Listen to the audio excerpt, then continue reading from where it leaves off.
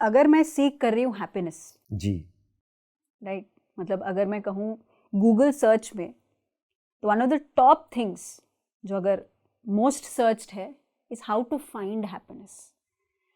तो जैसे हमने ध्यान, जागरूकता, अहिंसा, ये सारे जो हमने आज जाने हैं, तो क्या ये मुझे लाइफ लॉन्ग हैप्पीनेस दे सकते हैं? क्या वो जो 100% मैं डेली ऑलवेज जो हैप्पीनेस के लिए मैं जो बाहर ढूंढ रहा हूँ, स्वाइप राइट कर रहा हूँ, मैं स्क्रॉल कर रहा हूँ, जो वो इंस्टेंट ग्रेटिफिकेशन जो मुझे सोशल मीडिया इसके द्वारा मिलता है, क्या वो जो हैप्पीनेस है जो बाहर हम ढूंढ रहे हैं, क्या वो हैप्पीनेस ये ध्यान, ये इनर जर्नी, आनंद से मिल सकता है? अगर हाँ, मुझे लग रहा है आप हाँ ही बोलने वाले हो, लेकिन ये 24/7 कैसे हो सकता है? क्योंकि 24/7 इट्स इम्पॉसिबल। अगर एक मानव जीवन में देखे तो बाहर देखो, सफर में हम सफर ही कर रहे हैं, सफरिंग ही चल रहा है, जहां देखो सफरिंग चल रहा है। तो क्या ये सफर ना होने के लिए, आनंद में जीने के लिए, 24/7 जीने के लिए क्या क्या करना चाहिए हमें?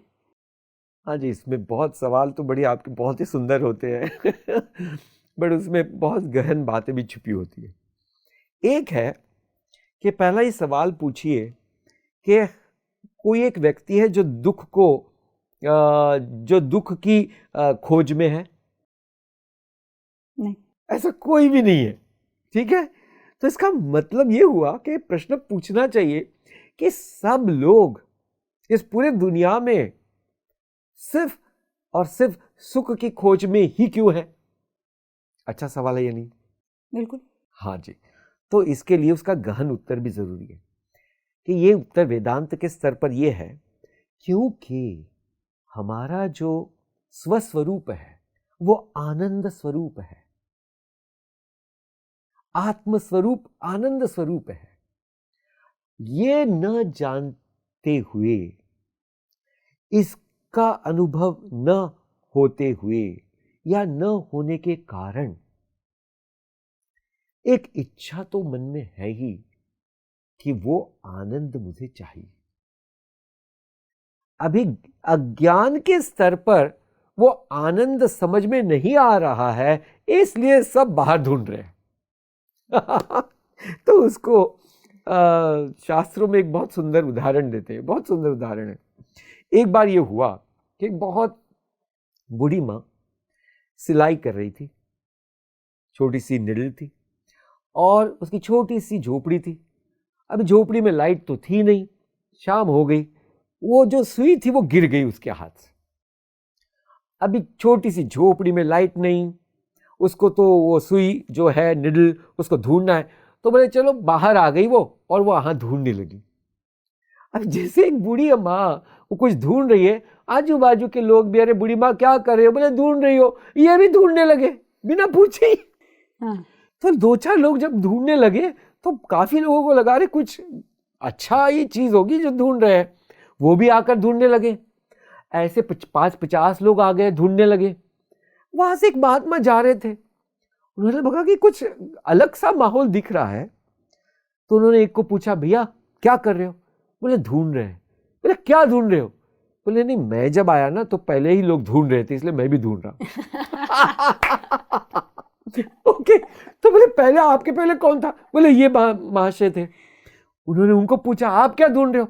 बोले जब मैं आया ना तो ये ढूंढ ही रहे थे ऐसा करके वो बूढ़ी माँ के पास पहुंच गए। अरे बूढ़ी माँ बताओ क्या ढूंढ रही हो? बोले महात्मा जी मेरी ना सुई खो गई है, निडल। बोले कहां खो गई है तो बताओ। बोले मैं झोपड़ी में ना सी रही थी, वहां वो गिर गई, वहां अंधेरा है इसलिए मैं बाहर ढूंढ रही। ओह सारे लोगों की आंखें खुल गई कि बूढ़ी माँ ने तो सुई अंदर खोई है और ढूंढ सब बाहर है। यही हो रहा है आज की दुनिया में, है जो भीतर अज्ञान के स्तर पर सब लोग बाहर ही ढूंढ रहे हैं। कितनी बढ़िया बात है ना? बहुत सुंदर, बहुत सुंदर। अगर ये वही हैप्पीनेस अब ये जो सत्य आप बोल रहे हो कि हम बाहर ढूंढ रहे हैं, ये भी पता है सभी को। अब क्या हो गया, सभी लोग ओवर स्मार्ट हो गए हम सब, कि हम जानते हैं कि भाई अंदर है। That's great. लेकिन but we very lazy people. हाँ जी, वेरी लेजी। सब चीज़ों के लिए हम लेजी नहीं है, लेकिन अपने लिए बहुत ही लेजी हैं। तो ये लेजीनेस, अभी अगेन ये मेरा आखिरी सवाल है, क्योंकि सबसे पहले एक चीज़ है लेजीनेस, दूसरे है क्या कहेंगे लोग। अगर लोग जानेंगे ये जो मैं अंदर की यात्रा में हूँ, टाइम वेस्ट है ये, किसी ने पाया नहीं है, महात्मा थोड़ी ना है। पहाड़ों में जाओ, संसारी कैसे जी सकते हैं निर्वाण की स्थिति।